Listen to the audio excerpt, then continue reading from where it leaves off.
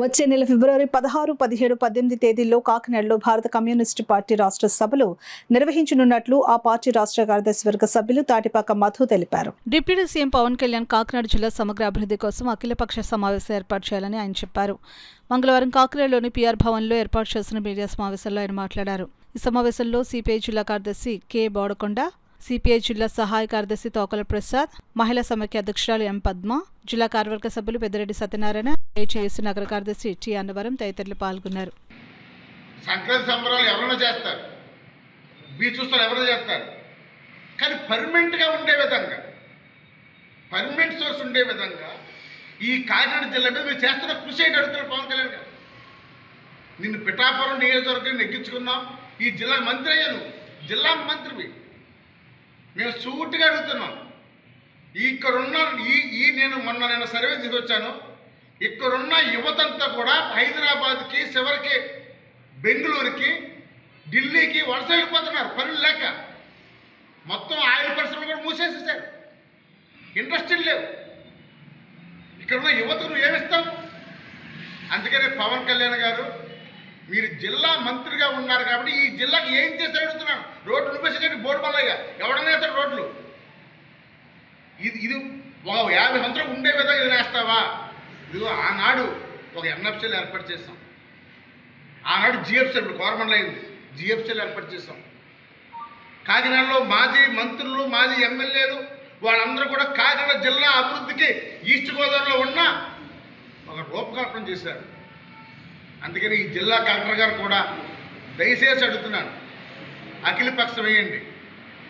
కాకినాడ జిల్లాలో ఉన్న రాజకీయ పార్టీలని, అన్ని ప్రజా సంఘాలని, ఒక ప్రజాస్వామిక వాదుల్ని పండగ ముందు అందరూ కూర్చోబెట్టి ఈ కాకినాడ జిల్లా సంపద రావడానికి ప్రయత్నం చేయండి. మన జిల్లా కలెక్టర్ గారిని దేనికోసం కలిస్తే ఆయన ఏమన్నారంటే ₹1 లేదండి నిధులు అన్నారు. మీకు ఎంతో తెలిసిన రూపాయి నిధులు లేవు.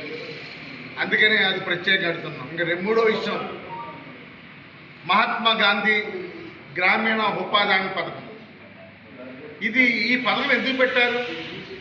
గ్రామీణ ప్రాంతాల్లో ఉన్న వ్యవసాయ కార్మికులకి పనులు లేక వలసలు వెళ్తుంటే ఆనాడు యూపీఏ 1లో వామపక్ష పార్టీలు మద్దతు ఉన్న మన్మోహన్ సింగ్ గవర్నమెంట్కి మద్దతు ఇచ్చి మేము కొన్ని చట్టాలు అడిగాం. దాంట్లో ఈ వ్యవసాయ కార్మికులకి పని కల్పించడం, రెండోది సమాచార యాక్ట్, మూడోది అటవీ రక్షణ చట్టం. అలాంటి 2 చట్టాలు కీలకమైనది. ఆ చట్టాన్ని మహాత్మా గాంధీ జాతీయ గ్రామీణ ఉపాధి పథకం పెట్టారు. మీరు మహాత్మా గాంధీని పేరు మార్చాల్సిన అవసరం ఏమిటి? మహాత్మా గాంధీ ఈ దేశానికి జాతిపిత లేకపోతే దేశద్రోహ? ఎవరైనా పేరు, ఇప్పుడు కాంగ్రెస్ ఇప్పుడు మన అన్న క్యాంటీన్ తీసేసి జగన్ లాగా వేరే పెట్టాడు, మీ స్వార్థం ఉండొచ్చు. కానీ మహాత్మా గాంధీ స్వార్థం ఏముంది? మహాత్మా గాంధీ ఈ దేశానికి స్వతంత్రం నడిపించిన వీరుడు కదా, బ్రిటిష్ వాళ్ళని కళతో శాంతియుతంగా నడిపించిన యోధుడు కదా. మన ప్రతి రూపాయి మీద గాంధీ బొమ్మ ఉంటుంది కదా. నాకు భయం వేస్తుంది. అయితే రేపు మా రోడ్డు మీద కూడా గాంధీ బొమ్మ ఉంచరు. అదిగో గాంధీనగర్ పార్క్ దగ్గర గాంధీ మార్గం ఉండేది, మీరు గమనించలేదు.